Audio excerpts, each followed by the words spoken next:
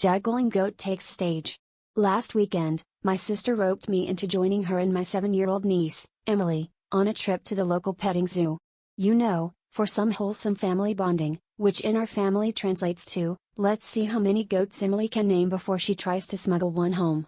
We're barely through the gates when Emily, who's clutching a juice box like it's a life grenade, announces with full confidence that the goats here are super talented and probably have TikTok careers.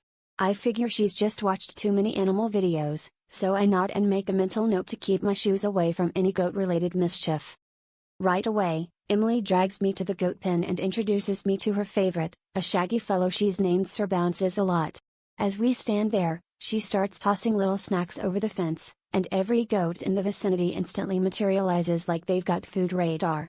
Emily, ever the showman, insists, "Watch, Uncle. They know tricks."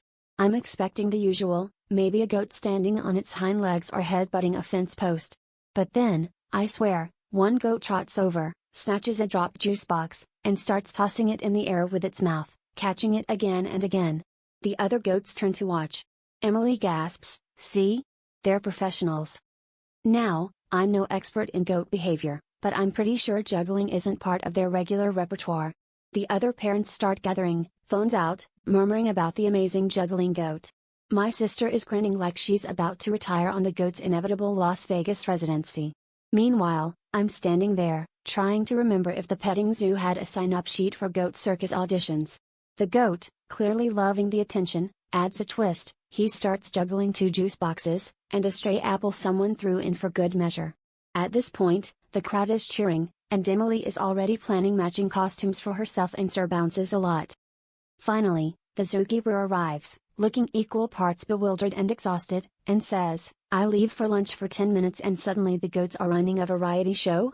At that moment, the juggling goat drops everything, gives us all a look, and casually resumes munching hay.